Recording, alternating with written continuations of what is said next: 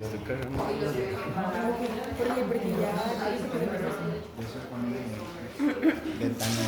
Y de totallo. ya es que va a entrar mucha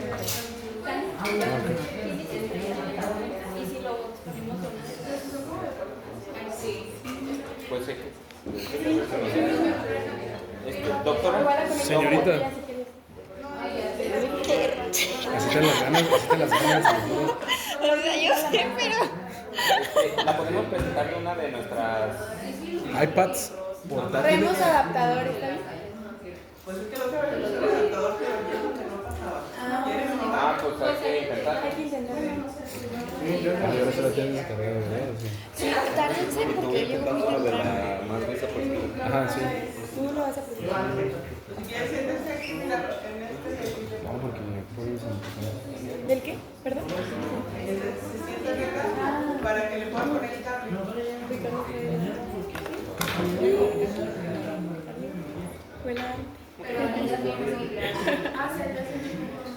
Aprovechen eso.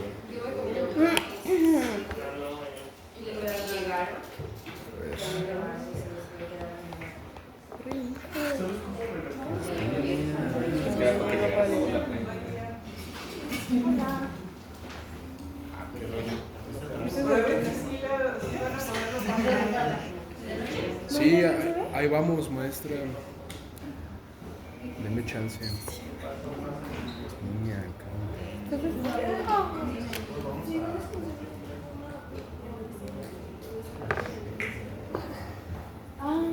Está bien. Bueno, ya. ¿tú? Y si no, le pelamos con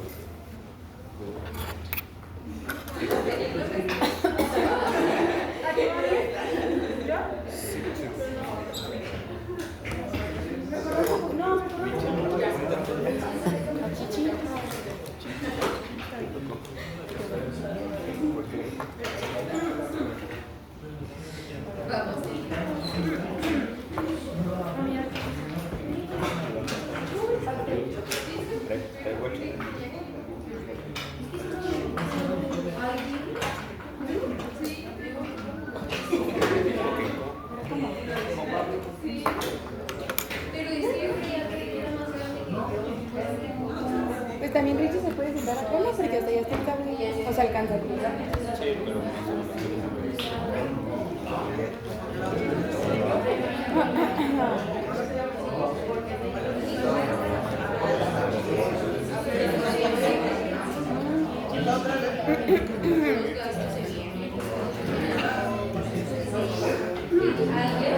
Si quieres, siéntate aquí.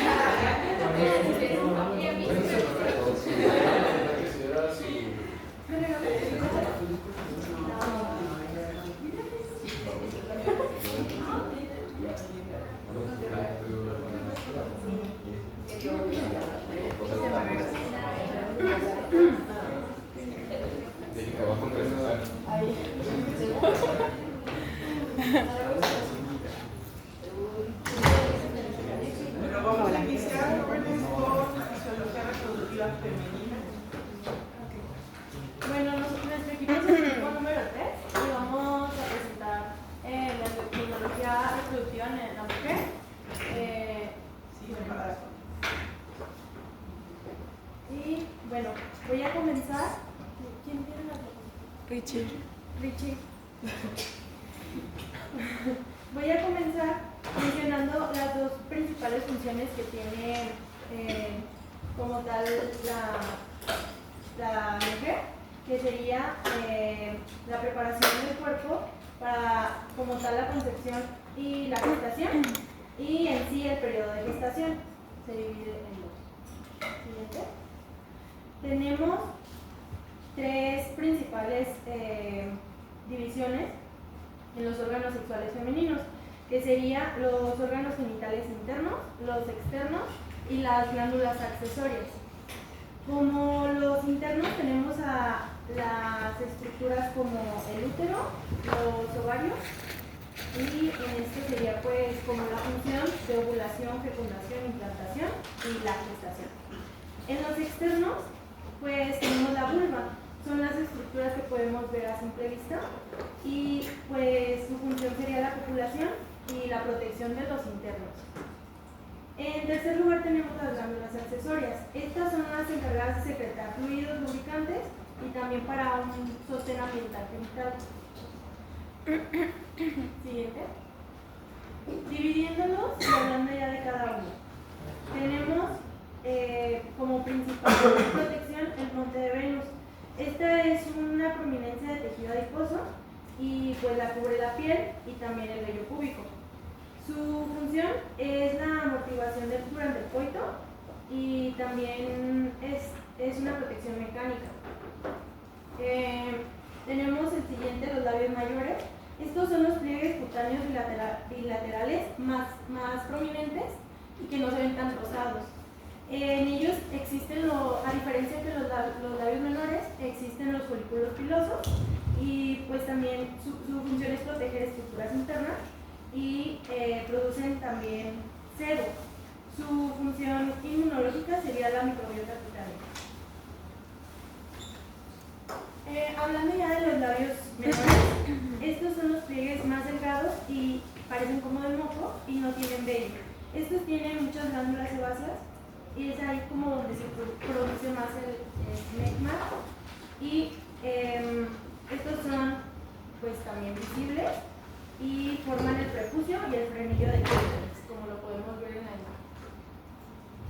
El clítoris. Este es el principal órgano del placer femenino y es homólogo al pene. Aquí les puse una imagen donde se puede ver en su totalidad que no solamente es el glande, sino que también tiene dos pilares o cuerpos. Pues su estructura consta del cuerpo, el glande y los pilares. Lo único que se ve a simple vista es el glande. Su función, pues es el principal órgano del placer femenino y únicamente está destinado para ello. Hablando del esmegma, ¿qué es el esmegma? El esmegma es como una secreción que se produce como sebo y sudor y lo que se genera alrededor de la... También se genera en el glande de los hombres y eso es importante a la hora de asearse, poder limpiar bien tanto los labios como el glande. Es una de las causas del cáncer.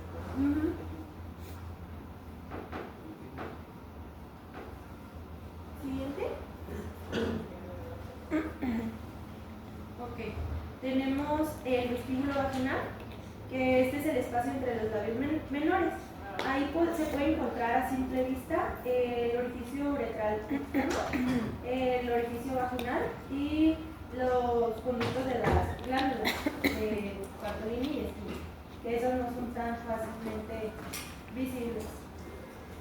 Y como en glándulas, pues encontramos las que les mencioné de Bartolini, que esas son las que funcionan para la lubricación sexual, y las de Skin son las que expulsan un líquido similar a la orina cuando cierto tipo de mujeres, no todas, pueden tener una, entre comillas, eyaculación. En tercer lugar tenemos las glándulas cervicales y de epitelio vaginal, manteniendo un ambiente pues regular.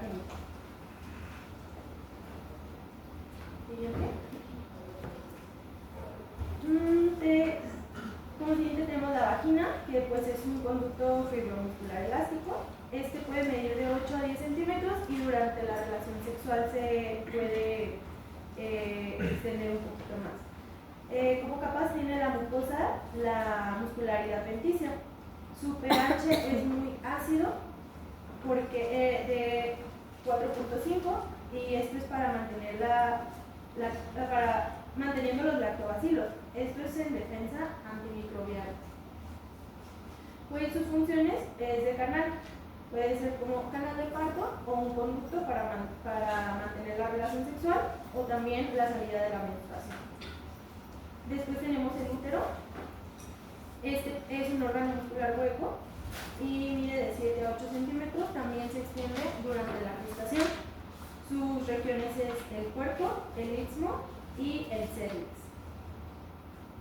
Sus capas es el endometrio, miometrio y perimetrio. El miometrio es la capa muscular, la más gruesa, ahí les puse señalado en la imagen. El endometrio es lo que se descama durante la menstruación y el perimetrio es la capa cerosa. Sus funciones, pues principalmente es la gestación, que sería la implantación y nutrición del embrión, y pues la expulsión del feto durante el parto. Y esto pues bajo el control de la oxitocina. También como órganos genitales internos tenemos las trompas de falopio o también llamadas oviductos. Estos son conductos que conectan el útero o los ovarios y sus partes serían el infundíbulo con sus fimbrias, la ampolla, el istmo y su porción pues uterina. Sus funciones sería captar el ovocito liberado por el ovario, por las fimbrias hacen como un movimiento así. También pues es el sitio principal o adecuado de la fecundación, sería la ampolla. Y también pues como otra función sería transportar el siluro al útero. Esto es, no sé si recuerdan que tiene como unos cilios que hacen que vaya moviéndose hacia el útero. Y también pues tiene capa muscular y ayuda como las contracciones para dirigirlo. También tenemos los ovarios, que estas son las gónadas femeninas, serían similares como a los testículos en hombres, y estas son pares situadas en la cavidad pélvica. Su estructura contiene la corteza y la médula. En la corteza es donde están los folículos ovarios, ya dependiendo en qué fase, ahí como lo podemos ver en la imagen. Y también la médula, que es donde se encuentra ya la nutrición sanguínea y los nervios. Sus funciones es la gametogénesis, que sería la producción de los ovocitos, y endocrina sería la secreción de tanto de estrógenos, progesterona, inhibina y andrógenos, que es la que se relaciona mucho con el eje hipotálico. Y pues aquí les puse una imagen que encontré en el Galton, que pues engloba la anatomía femenina, tanto externa como interna. Bueno, muy bien, ahora yo les voy a hablar sobre la ovogénesis y el desarrollo folicular en los ovarios. Bueno, una ovogonia en desarrollo se va a diferenciar en un óvulo maduro a través de una serie de pasos que se le llama la ovogénesis.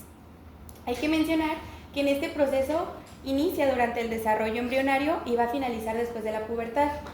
Y pues también que claramente es fundamental para la reproducción sexual femenina, ya que pues nos va a dar origen al gameto femenino que va a ser capaz de ser fecundado.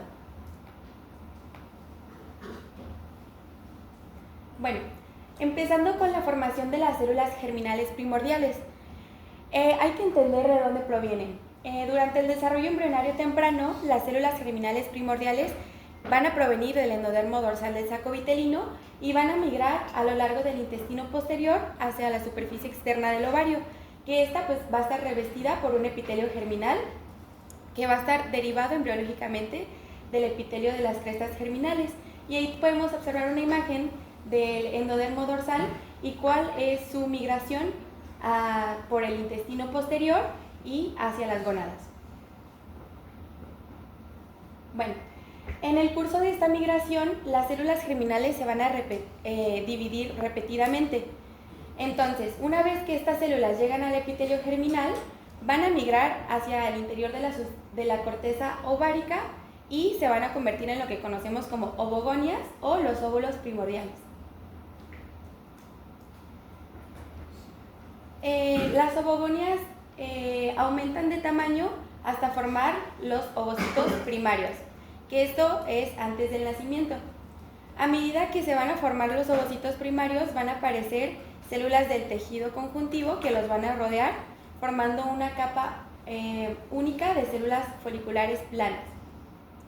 Y el ovocito primario rodeado por esta capa de células es lo que vamos a conocer como el folículo primordial, que igual pues más adelante lo voy a abordar más a profundidad.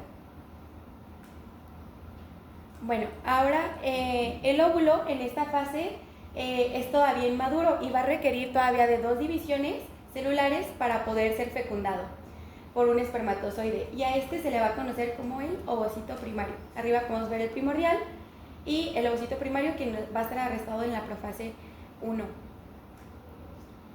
Después, a medida que este ovocito primario aumenta de tamaño durante la pubertad, las células epiteliales foliculares van a adquirir una configuración cuboidea y más tarde cilíndrica, formando lo que vamos a conocer como el folículo primario. Ahora, hablando sobre el inicio de la meiosis, bueno, las ovogonias en el ovario embrionario completan la replicación mitótica y la primera fase de la meiosis en el 5º mes del desarrollo fetal. Entonces, en ese periodo va a cesar la mitosis de las células germinales y no se van a formar ovocitos adicionales. Los ovocitos primarios van a iniciar la primera división meiótica antes del nacimiento, pero la profase no se produce hasta que estamos en la adolescencia. Bien, ahora, ¿cuál va a ser la maduración del ovocito en la pubertad? Bueno, a partir de la pubertad, generalmente cada mes va a madurar un folículo que va a tener lugar con la ovulación. Después del nacimiento no se van a formar ovocitos primarios, entonces los ovocitos se van a mantener en una fase latente donde no se van a dividir en los folículos ováricos hasta la pubertad. Muy bien. A medida que va a madurar el folículo, el ovocito primario también va a aumentar de tamaño, y poco antes de que se complete la ovulación, la primera división meiótica va a dar lugar al ovocito secundario, que es el que podemos ver en su esquina inferior izquierda, y al primer cuerpo polar, que este cuerpo polar es una célula pequeña y no va a ser funcional, y también se nos menciona que este puede someterse o no a una segunda división meiótica y que después se va a desintegrar. En cuanto a la segunda división meiótica que ocurre, es que durante la ovulación el núcleo del ovocito secundario inicia la segunda división meiótica, que solamente va a progresar hasta la metafase. En ese momento es cuando se va a detener. Y la finalización meiótica, cuando el ovario va a liberar el óvulo, y si este es fecundado, ahora sí va a tener la meiosis final, que la mitad de las cromátidas hermanas va a permanecer en el óvulo que es fecundado y la otra mitad va a ser liberada en el segundo cuerpo polar, que, como mencionábamos antes, se va a desintegrar después. Muy bien, ahora también es importante que veamos la pérdida progresiva que se tiene, ya que en una niña recién nacida hay aproximadamente 2 millones de ovocitos primarios, pero la mayor parte de ellos pues van a degenerar durante la niñez. En la adolescencia no quedan más de 40,000, y durante la vida fértil de la mujer, es decir, como entre los 3 y 46 años, solamente tenemos de 400 a 500 de estos folículos primordiales que se van a desarrollar o van a madurar lo suficiente. Y pues en la menopausia solo quedan en los ovarios pues algunos pocos folículos primordiales, e incluso estos van a degenerar un poco pues tiempo después. Muy bien, ahora sí, profundizando un poco más en cuanto al desarrollo folicular, pueden identificarse 3 tipos de folículos ováricos según su estado de desarrollo. El primero, que ya los habíamos mencionado, son los folículos primordiales. Después lo que llamamos folículos en crecimiento, que a la vez se clasifican en primarios y secundarios, y los folículos maduros o de degrado. Bien. Los folículos primordiales aparecen en el ovario durante el 3er mes de desarrollo fetal y, como lo mencionaba, una sola capa de células planas van a rodear al ovocito, y también la superficie externa de estas células foliculares pues va a estar delimitada por una lámina basal. Ahora, el folículo primario es lo que llamamos estas células que van a proliferar, en vez de estar planas, pues ahora toman una forma más cúbica. Entonces, pues ya cuando toman esta forma cúbica se le va a llamar el folículo primario. También se le agrega lo que es la zona pelúcida, que es una capa de glucolípidos que va a rodear al ovocito. Y también, bueno, más adelante en otra diapositiva vamos a conocer lo que es el folículo primario avanzado, que es cuando las células foliculares ya se van a estratificar y van a formar la capa granulosa del folículo primario, que es como lo vemos ahí. Si se fijan, las células ya están estratificadas y forman lo que conocemos como la teca folicular. Tenemos la teca interna, que va a ser vascularizada y forma andrógenos, que estos son los precursores de los estrógenos. Y después vamos a tener la teca externa, que esta va a contener haces de colágeno y músculo liso, que se va a necesitar después para la expulsión del ovocito. Ahora, después va a aparecer un líquido folicular con forma de semiluna, a lo que vamos a llamar antro. Y pues es lo que vamos a conocer como el folículo secundario. Conforme el folículo secundario crece, también el antro se va a ir agrandando. Y las células de la granulosa en esta etapa van a formar un montículo abultado que vamos a conocer como el cúmulo óforo, que en la siguiente diapositiva pues lo vamos a poder ver más claro. Si se fijan, ahí está el cúmulo óforo que va a estar rodeando como una pues tipo corona radiada al ovocito. Y pues ya es lo que conocemos como el folículo maduro de De Graaf. Si hacemos una comparación, pues el antro está muchísimo más grande. Si se fijan, ahí está súper chiquito, aquí ya está más grande. Y pues tiene un diámetro aproximadamente de 10 micrómetros o incluso más. Ok, ahora vamos a empezar a hablar sobre el sistema hormonal femenino, que principalmente funciona para producir gametos haploides, facilitar la fecundación, proporcionar un lugar para la implantación, un entorno físico adecuado al feto, placer sexual y criar al recién nacido. Este va a estar guiado por un eje hipotalámico, hipofisiario o nadal o ovárico, depende de donde lo leas. Va a constar de 3 grupos de hormonas principales, que estas hormonas se van a secretar a ritmos muy distintos en las diferentes partes del ciclo sexual femenino.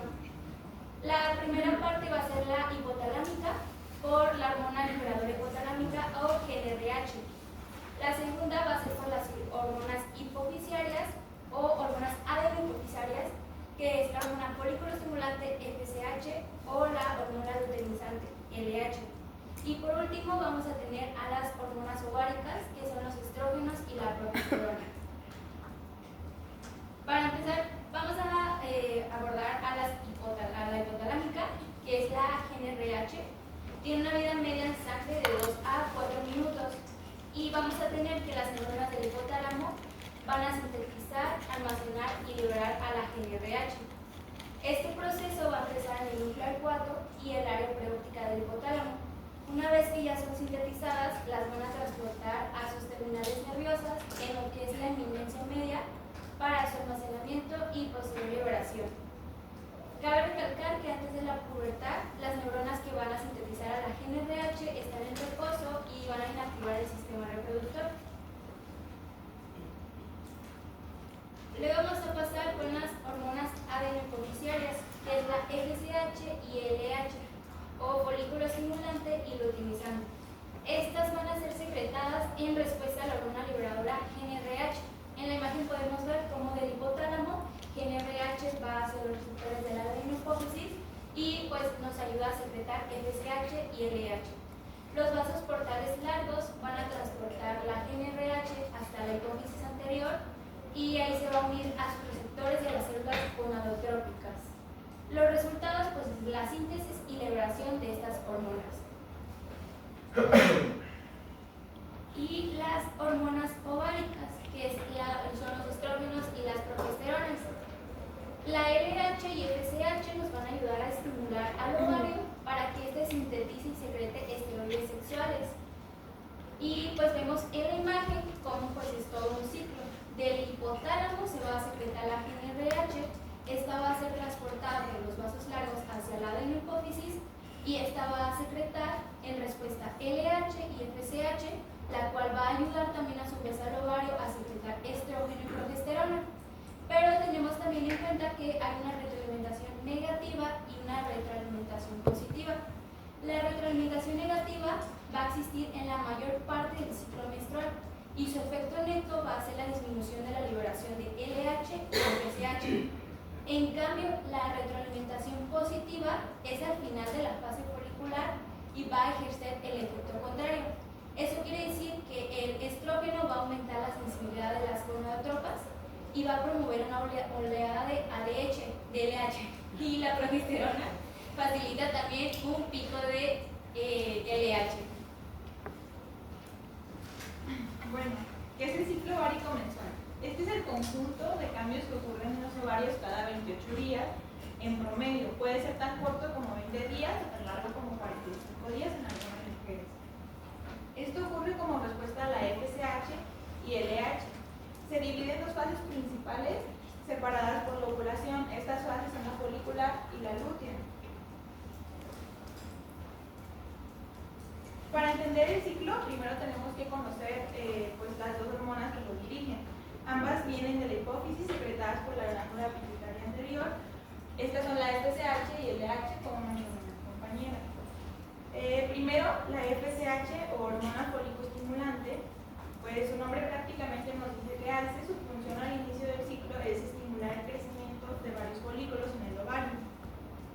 Luego está la LH, que es la hormona luteinizante. Esta tiene dos trabajos fundamentales. La primera y más importante es provocar la ovulación, y la segunda es que después de la ovulación la LH se encarga de transformar los restos del folículo en una estructura llamada cuerpo lúteo.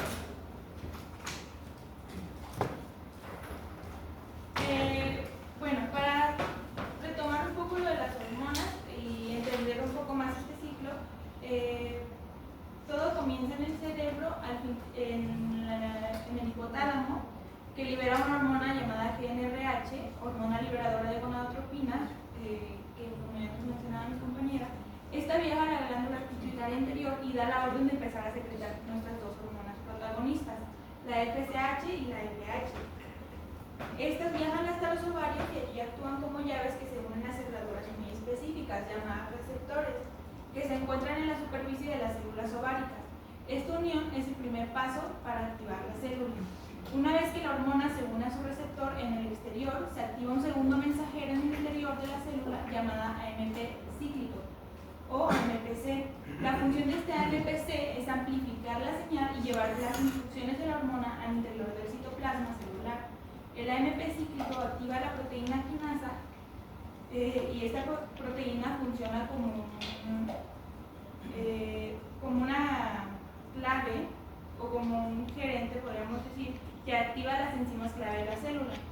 Lo hace a través de un proceso llamado fosforilación, que es como encender un interruptor en estas enzimas para que empiecen a funcionar. Y finalmente estas enzimas activadas por la proteína quinasa llevan a cabo las órdenes finales de la FSH y la LH, que es promover el crecimiento de las células del folículo y, lo más importante, estimulan la producción y secreción de las hormonas sexuales femeninas. Ok, ahora sí vamos al ciclo. La primera mitad, que dura unos 14 días, se llama fase folicular.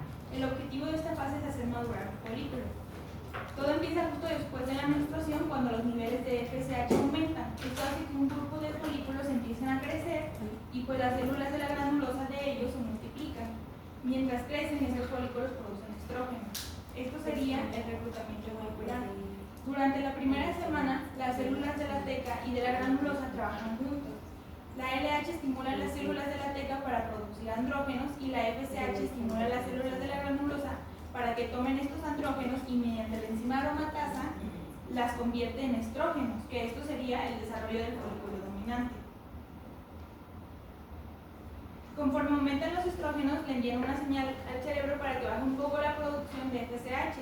Esto genera una especie de competencia y solo un folículo, el que se hizo más fuerte y sensible, logra seguir creciendo. A esto le llamamos el folículo dominante. Y los demás simplemente se atrofian. Este folículo dominante es el que produce la mayor cantidad de estrógenos antes de la ovulación. Y pues tendríamos nuestra fase, que es la selección del folículo maduro o de grano. ¿Cuántos dijiste que se estimulaban? ¿Cuántos qué? Dijiste porque dices que nada más uno y el resto degenera. Ah, sí, se estimulan de 6 a 12 folículos, creo que leí. no todos llegan a crecer como un folículo maduro. 11 hasta 14. ¿no? Para que cada mes, pues, esos son los que luego degeneran. Llegamos al día 14 y los niveles de estrógeno que produce el folículo dominante son tan altos que provocan un cambio en la hipófisis. Ahora, en lugar de frenar las hormonas, causa una liberación masiva y repentina de LH. Este es el famoso pico de LH. Un día después aproximadamente ocurren dos cosas. El folículo se hincha rápidamente, se liberan enzimas proteolíticas que debilitan la pared folicular y finalmente el folículo se rompe y libera el óvulo, rodeado de algunas células de la granulosa. Aquí podemos ver una imagen de cómo el pico de LH pues, sube durante la ovulación y sí es mucho el cambio. Y ya ahora entramos a la segunda mitad, la fase lútea. Aquí el protagonista es el cuerpo lúteo que se formó de los restos del folículo gracias a la LH, ya que las células de la granulosa y la teca, por influencia constante de esta hormona, se transforman en células lúteas.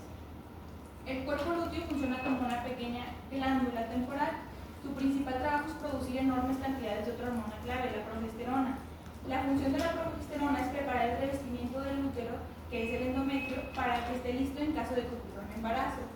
Si no hay embarazo, el cuerpo lúteo tiene una vida útil de unos 12 días y después de eso simplemente se degenera, deja de producir hormonas y se convierte en una cicatriz llamada corpus album.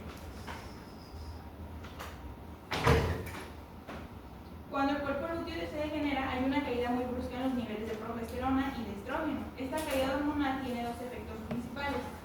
Provoca que el revestimiento del útero se desprenda, lo que da inicio a la menstruación, y le avisa a la hipófisis que ya no hay hormonas ováricas que lo frenen.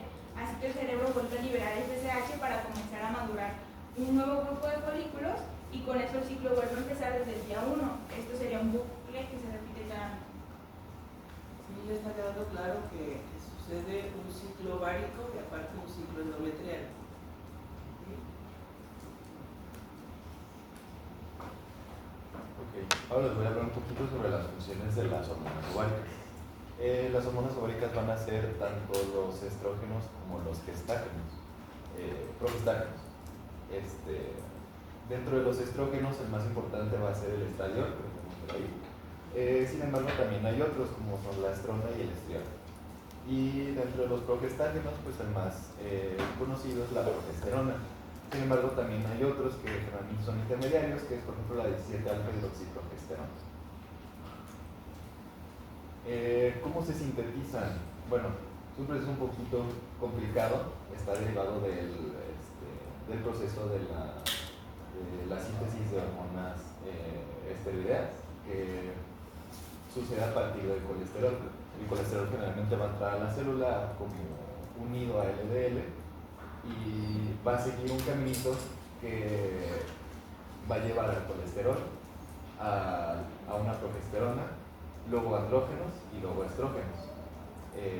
Esto sucede en células distintas. Las células de la granulosa se van a encargar de sintetizar tanto estrógenos como progesterona y las células de la teca van a sintetizar andrógenos. ¿Y cómo lo hacen?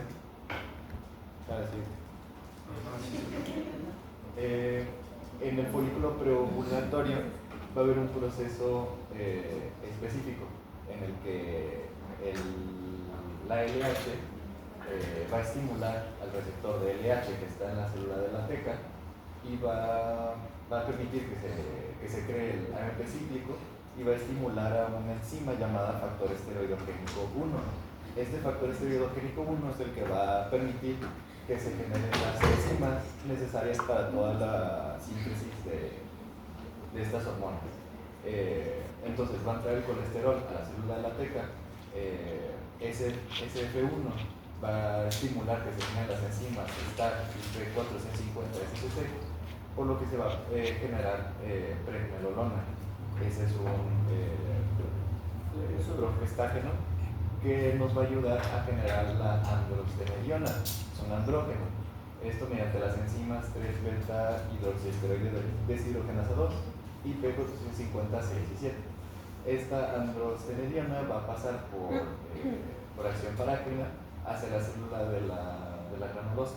Es en la célula de la granulosa donde por medio de FSH se va a estimular el cambio de la androstenediona hacia estradiol mediante enzima como la P450 aromatasa y la 17 beta hidroxiesteroide deshidrogenasa 1.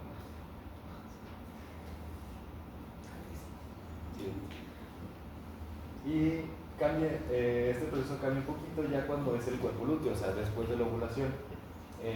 Básicamente el proceso de la teca es el mismo, pasa de colesterol a pregnenolona y luego a androstenediona, pero cambia un poquito en la de la granulosa. Sí va a seguir el mismo caminito de androstenediona a estradiol, pero también se le suma el de la progesterona. Este mismo factor esteroidogénico 1 va a estimular a las mismas enzimas que estimulan a la teca, ahora también lo va a hacer en la granulosa. Y va a generar pregnenolona y luego progesterona. Bueno, aquí es una tablita un poquito confusa sobre las específicamente qué tanto se sintetiza de cada hormona. A las primeras dos columnas no le dan mucho caso porque es el qué tan rápido se depura, se limpia del sistema cada hormona, pero la que nos interesa son las últimas tres: concentración y síntesis y producción, secreción y producción, perdón. Vemos que, por ejemplo, en las hormonas estradiol y estrona, vemos que el estradiol tiene una mayor concentración que estrona dentro del plasma y también tiene una mayor concentración. ¿Vale? Y por ejemplo, el progesterona también va a ser mucho más concentrado que por ejemplo, la 20 alfa hidroxiprogesterona o la 17 hidroxiprogesterona. Va a ser un poquito más concentrado, entonces ahí se ve cuál es más importante, se podría decir, en cada clasificación de estas hormonas. Y tenemos que también hay andrógenos, pero en concentraciones mucho más bajas. Bueno, específicamente, ¿cuál es su función? Bueno, van a actuar de una manera muy específica los estrógenos. Primero, van a estimular a los receptores estrógenos R-alfa y R-beta. Estos son receptores intracelulares que van a regular la expresión de distintos genes para todas las actividades fisiológicas que estimulan estos estrógenos. Entonces, la actividad biológica del estrógeno va a estar mediada por este balance de qué tanto se activa la alfa y qué tanto se activa la beta y cómo se produce esta ya sea estimulación o inhibición en el órgano o tejido diana. Específicamente, ¿qué funciones? Antes de que pase nada más, Sí. ¿Dónde están los receptores? Intracelular en el citosol. Bueno, específicamente las funciones, pues de manera general van a estimular la proliferación celular y el crecimiento de tejidos en órganos sexuales. Durante la pubertad, en general va a haber un aumento del tamaño del útero, de los ovarios, de las esfinges, del montevenus, labios mayores y labios menores. Específicamente en la vagina va a aumentar el tamaño y va a estimular el cambio del epitelio de un cúbico a un estratificado. En mamas va a haber un desarrollo del estroma mamario, un crecimiento del sistema de conductos y va a aumentar el depósito de grasa. En el tejido adiposo va a aumentar también el depósito de grasa en tejidos subcutáneos y aumenta también el índice de metabolismo corporal.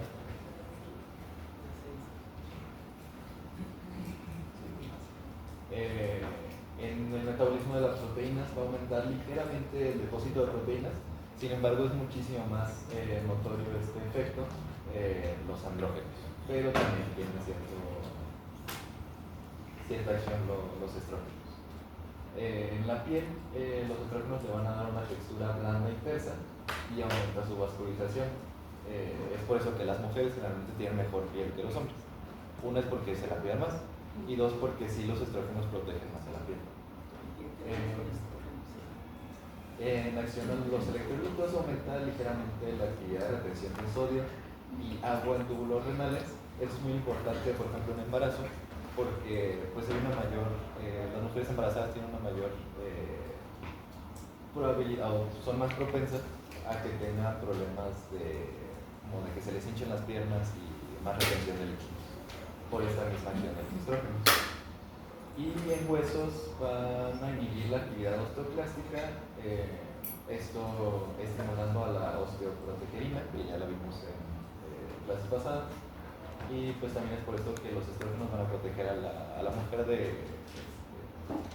de osteoporosis, y es por eso que es una enfermedad muy importante, por ejemplo, cuando ya es una mujer que ya terminó su vida fértil y ya está en la menopausia.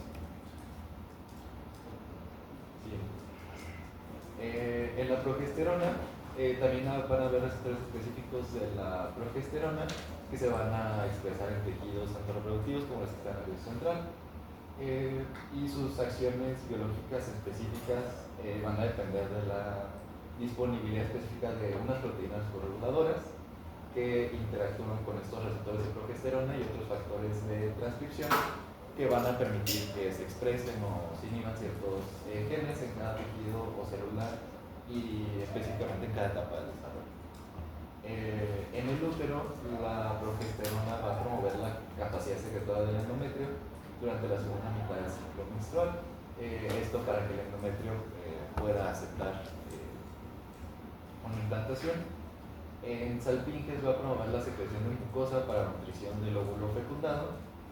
Y en mamas va a haber un desarrollo de lobulillos y alvéolos mamarios, proliferación de células y un aumento del tamaño.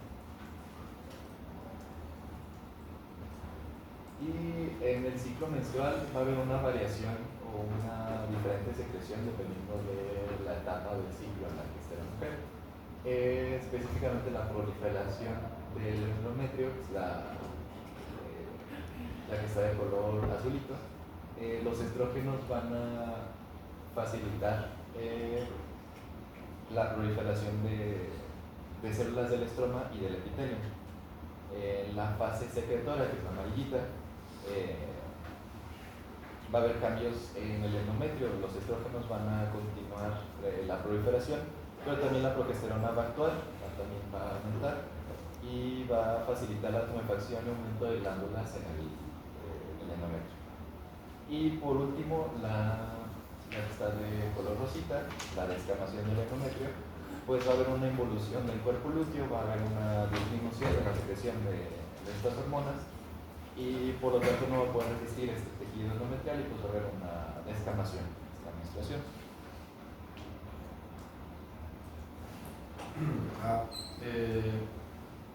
Pues digamos que voy a resumir todo lo que han dicho y voy a explicar prácticamente cómo es todo el trayecto, ¿no?, de estas hormonas que pues, parten a partir del hipotálamo, ¿no?, a través de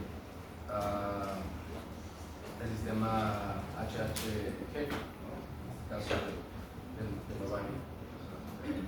Empieza entonces en el hipotálamo, donde se expresa y donde se libera la hormona liberadora de gonadotropina, NRH, impulsos rítmicos, ¿no? Ya lo mencionaba nuestro compañero Hugo en su presentación, que digamos, la naturaleza de la secreción de esta hormona va a ser a partir de estos pulsos rítmicos que se nos mencionan en distintas literaturas que van a ser de 5 a 25 minutos. En el caso del LH van a ser hasta 90 minutos. Va a ser pues bastante extensa la acción de esta hormona.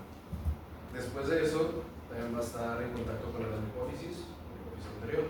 ¿Sí? Esta va a responder a la GnRH, digamos, sintetizando esa misma y después, digamos, estimulando la producción de SH y LH. Y finalmente, que llega hacia los ovarios, ¿no?, donde a través de esta síntesis o este proceso en donde los andrógenos y estas hormonas de la teca interna y la granulosa se van a sintetizar y van a ser expulsados como estrógenos o progesteronas mediante, ya lo había mencionado nuestra compañera Génesis, sobre la mediante una retroalimentación positiva y negativa. Te les voy a explicar más o menos en qué parte van a actuar. La verdad es que está muy fácil, no sé tan complicado de entenderlo. Cuando yo lo estaba leyendo, la neta es que me gustó muchísimo. Bueno, en el caso de la GNRH, ¿cómo funciona? ¿No? Ya había mencionado que Usati, a partir de 5 minutos hasta 25, de 1 a 2 horas aproximadamente. Guyton nos regala una pequeña gráfica en donde se nos menciona que hicieron un experimento con primates, en donde, digamos, se castraban. Lo que causaba aquí la castración es que de alguna manera iba a imitar la parte de la iniciación de la menopausia en este caso, porque en el caso de la menopausia, cuando llega, digamos, a este punto, no se llega a niveles críticos, porque para tener claro cómo la LH va a tener este pico, va a ser a base de, se dice que todavía no se sabe muy bien, pero a partir de una retroalimentación positiva y de pasar de ese estado crítico de que era de los estrógenos, se va a producir la LH. Pero si ya no, bueno, a esa edad ya no tenemos de alguna manera estos receptores, se van a acumular muchísimo estas hormonas del LH y el FSH. Y bueno, en este caso nos va a ayudar a que se muestren de esta manera en nuestra gráfica. La parte de arriba pues van a ser estas pulsaciones, ¿no? Esta activación de la LH a través de manera intermitente, ¿no? Y cómo se relaciona la parte de abajo con terminaciones nerviosas del hipotálamo. Entonces, digamos que de aquí ya podemos concluir que están muy relacionados precisamente esta red del hipotálamo y finalmente la producción de LH y FSH. Ahora, ¿en dónde se producen? Van a estar estos centros hipotalámicos de liberación de NRH, que se nos menciona que principalmente se van a producir en la región medio basal del hipotálamo. Vamos a ver si me encuentro. Bueno, va a ser prácticamente en esta parte. Déjame ver si en esta aparece. No aparece, pero digamos que van a ser esta parte de aquí, ¿no? Esta parte de acá. Y también va a estar muy relacionado con el núcleo 4 o arqueado o infundibular también, como se le conoce. Y va a tener proyecciones hacia la eminencia media, ¿sí? Esta parte de aquí. Y también se nos menciona que va a estar muy implicado en el sistema límbico, porque a partir de aquí nos van a generar en el acto sexual, luego les voy a explicar, digamos que estas actividades fisiológicas para que la mujer se pueda desempeñar en el acto sexual. Entonces por eso nos dice que las mujeres son un poquito más sensibles a las emociones, ¿no?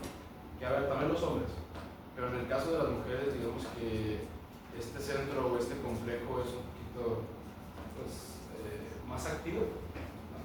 Entonces por eso nos dice que las mujeres son como más sensibles a las emociones. Y en el caso también va a estar relacionado con el sistema límbico, con el sistema olfatorio, ¿no? Que también en la anterior exposición hablaron del síndrome de Kalman. El síndrome de Kalman se relaciona mucho con la anosmia, que es, digamos, la pérdida del sentido del olfato. Esto va a estar mucha relación a nivel embriológico, ¿no? Se nos menciona que a partir del periodo embrionario se van a originar desde la placoda olfatoria estos axones que se van a dirigir a partir de conductos vómero-nasales. Finalmente van a llegar a estos centros y van a tener esta relación. Entonces, como factores psicológicos también pueden modificar la función sexual femenina, ¿no? Se menciona que, bueno, en el caso de las mujeres cuando están con mucho estrés o tienen emociones muy fuertes, estrés naturalmente, pueden alterar también el ciclo menstrual, ¿no? Entonces va a tener también mucha relación estos centros hipotalámicos para la regulación del ciclo ovárico, la menstrual finalmente, y pues del acto sexual.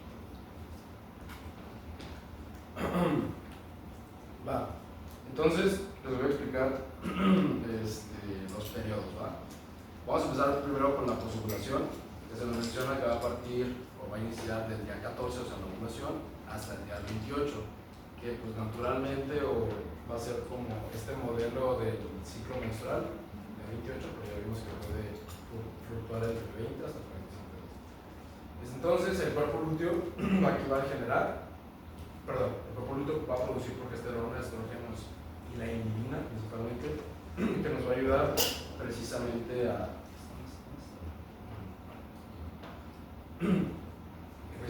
través de esta retroalimentación negativa, en el caso de estrógenos y progesteronas, van a actuar a través de una retroalimentación negativa y digamos van a dosificar y disminuir en este caso la producción de LH y FSH. En el caso de la inhibina es meramente una estimulación negativa. Entonces,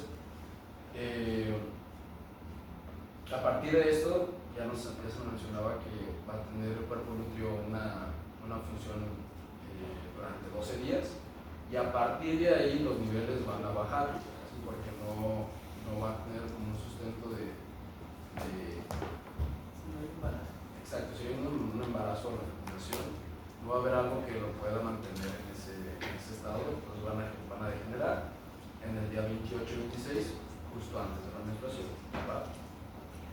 Entonces, en la fase folicular, que es durante el día 1 al día 13 desde que empieza la menstruación, va a desaparecer el cuerpo lúteo, van a bajar estas hormonas, el FSH y el LH, los estrógenos, progesterona y inhibina, y se va a producir en mayoría la FSH y la LH. Ya vimos que la FSH va a ser muy importante para la producción y la maduración de los folículos primarios, que finalmente, bueno, aquí lo tenemos, como a partir de la parte folicular que lleva la menstruación, va a aumentar un poquito más la FSH precisamente para la maduración de estos folículos primarios y la LH en menor medida. ¿Sí? Después en el pico preovulatorio, naturalmente llamado la ovulación, va a haber este aumento de LH en su mayoría y FSH, ¿sí? Lo que va a desencadenar la ovulación.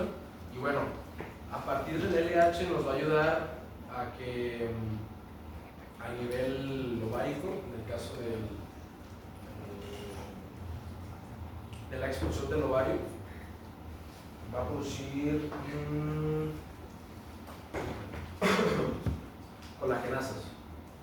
colagenasas y van a producir como un tipo pezón en el caso de los estratos de lo que va a ser el óvulo, y entonces se va a crear el estigma, ¿sí?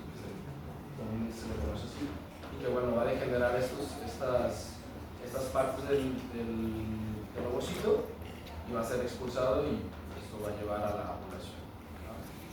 Ahí, ¿cuál es la retroalimentación positiva? La retroalimentación positiva, precisamente, como mencionaba, vamos a tener un pico de estrógenos, ¿sí? En el caso del estradiol, en vez de estradiol ya lo mencionamos un poquito. Exacto. Antes que las FSH. Sí, claro. Primero actúa el estradiol.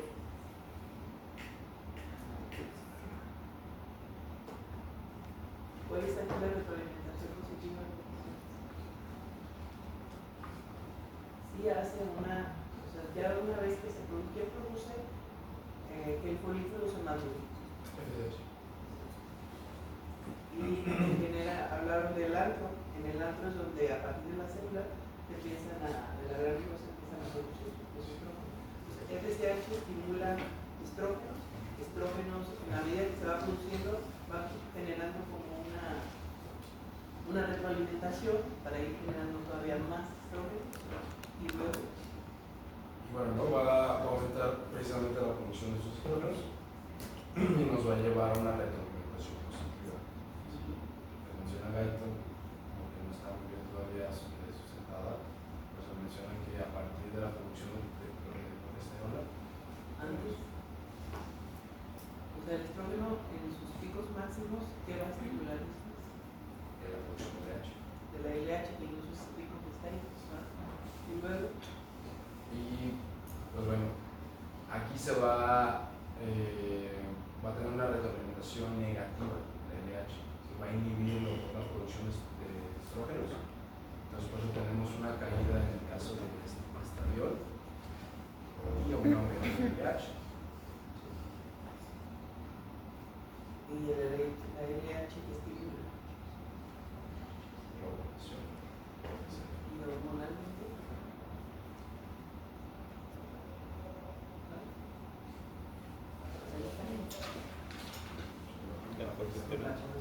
O sea, la retroalimentación positiva es el SH estradiol o estrógenos, LH, progesterona.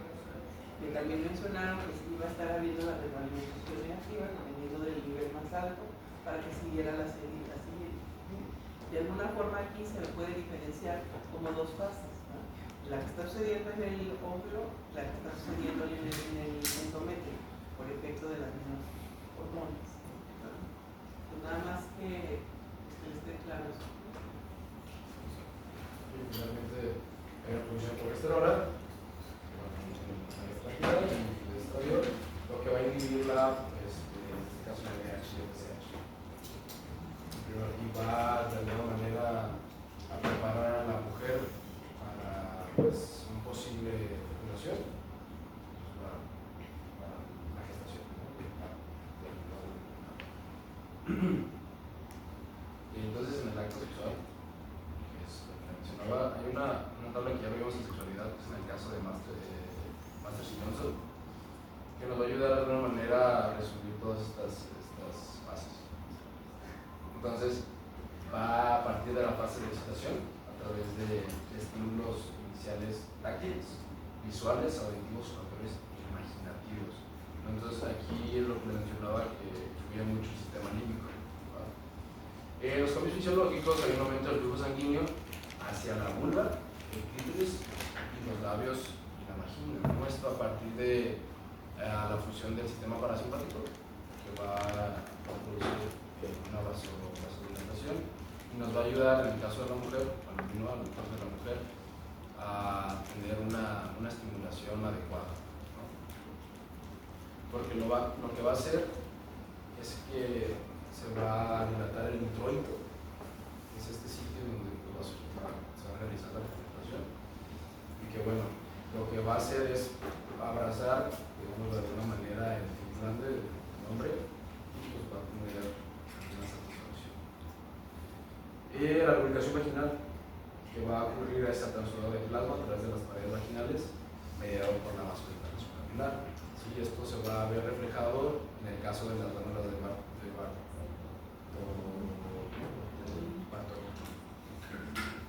que nos va a ayudar a que no se genere bastante fricción y pueda hacer un acto sexual desenfrenado. Y pues bueno, ¿no? Lo más importante, la erección del clítoris.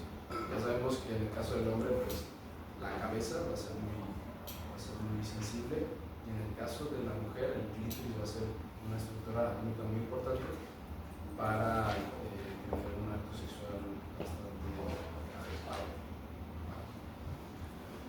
En la fase de meseta va a haber una vasocongestión más intensa, la vagina se va a extender con un efecto de prenda similar. El clítoris se va a retraer ligeramente bajo el capucho prepucial, va a haber también un aumento de la sensibilidad y hay una fuerte activación parasimpática que intensifica las tensiones erógenas. Va a haber una tensión muscular, una contractilidad miotónica, ¿no? Se llama miotónica. En la zona perineal y pélvica. En la fase del orgasmo va a haber una respuesta compleja mediante por centros sacros, ¿no? Esos nervios pudendos a partir de S2 y S4, como mencionaba en el caso del hombre. Es bastante similar. Va a haber unas contracciones rítmicas de la musculatura del tercio externo de la vagina, el útero y el esfínter anal. Y pues bueno, no va a tener una sensación de placer intenso relacionada con la liberación de neurotransmisores como la dopamina, oxitocina y endorfinas. En el caso de la mujer, también lo vemos en sexualidad, que no tiene un periodo refractario definido. Entonces, ahí es donde nos mencionan que la mujer puede ser mucho orgásmica o puede. Y, pues, como último, la fase de resolución, que aquí es donde ya a partir de una buena conjugación de muchísimas cosas psicológicas, emocionales, fisiológicas, pues vamos a llegar a esta parte, ¿no? Que va a disminuir la vasocongestión y el flujo sanguíneo va a retornar hacia la normalidad. O sea, generar una sensación relajada y generalizada. En el caso de que no hubiera orgasmo, la resolución puede ser más lenta y puede acompañarse con una congestión crónica residual. Se menciona que varios autores no es una respuesta mecánica, ya lo había mencionado, tiene que ver mucho con las emociones afectivas y correctas contextuales. Por eso mencionaba que las mujeres, digamos que en el acto sexual lo relacionan mucho con estas emociones bonitas, ¿no? No quiero decir que en el hombre no, pero pues la mujer va a ser muy importante estos factores. Entonces, bueno, aquí les dejo una imagen precisamente de cómo a partir de esta zona sacra, el plexo sacro, va a tener relación con lo que es la zona de la mujer, vagina y el útero. Ahora, hablando un poco sobre las anomalías de la secreción por los ovarios, vamos a tener como primera el hipogonadismo. Esta va a ser una reducción en la secreción de los ovarios. Esta puede ser consecuencia por tanto ovarios malformados, falta de ovarios, alteración genética, cuando los ovarios tampoco se presentan desde el nacimiento o cuando dejan de funcionar antes de la pubertad. Este trastorno se va a caracterizar por que los caracteres sexuales secundarios no van a aparecer, los órganos sexuales van a quedar en un estado infantil y el crecimiento de huesos va a ser prolongado. Esto porque por la reducción de las hormonas no se van a cerrar las placas de los huesos, entonces va a permitir que los huesos sigan expandiéndose. Es por eso que muchas personas con este trastorno van a tender a ser unas personas altas.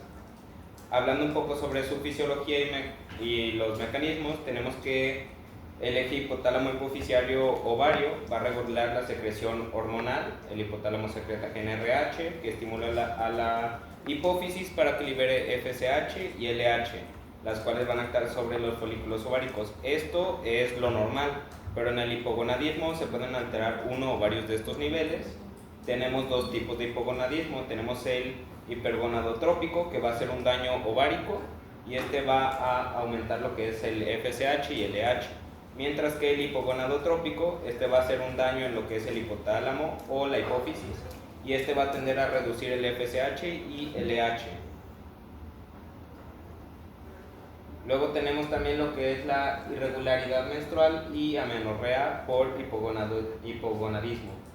Aquí lo normal sería que pues, para que se lleve ciclos sexuales rítmicos es necesario que la cantidad de estrógenos se eleve.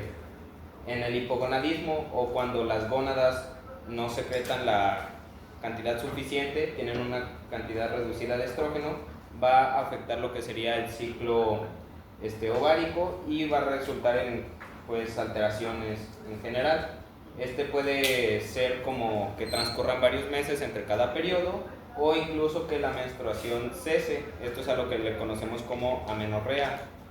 Hablando un poco de su fisiología, en condiciones normales los cambios cíclicos del FSH y LH, estrógenos y progesterona, controlan lo que es el endometrio, mientras que en el hipogonadismo el bajo nivel de estrógenos va a inhibir lo que es el desarrollo endometrial y la ovulación. También la ausencia de progesterona va a impedir la fase secretora, lo que va a generar amenorrea. Luego tenemos otra de las principales, que va a ser la hipersecreción de los ovarios. Suele ser raro, ya que lo que es la secreción excesiva de estrógenos va a inducir una reducción inmediata de las gonadotropinas hipoficiarias. Esto va a limitar lo que es la producción de las hormonas ováricas. Por lo tanto, este trastorno suele estar muy relacionado con lo que son los tumores feminizantes. Estos tumores en sí van a secretar grandes cantidades de estrógenos, lo que provoca efectos estrogénicos como la hipertrofia del endometrio y el sangrado irregular. Hablando un poco también aquí sobre su fisiología, tenemos que las causas pues, pueden ser estos tumores productores de hormonas o también puede ser de hecho el síndrome de ovario poliquístico.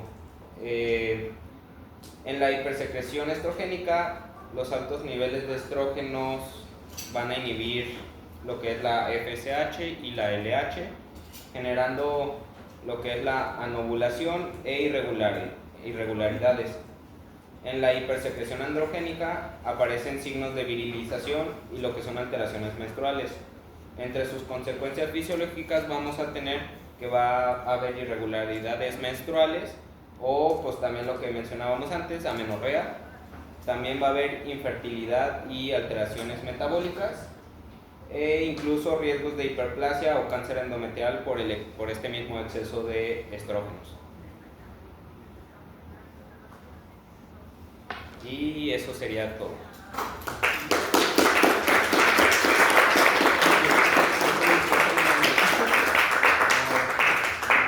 bien, con la información. Nada más pequeños, identifiquen nomás lo que sí es en ovario y endometrio, ¿no? Muy bien. Pues entonces mañana continuaríamos con pues ya producto de embarazo, lactancia y lactancia, lactancia. Entonces, mañana continuamos, creo que ya estamos.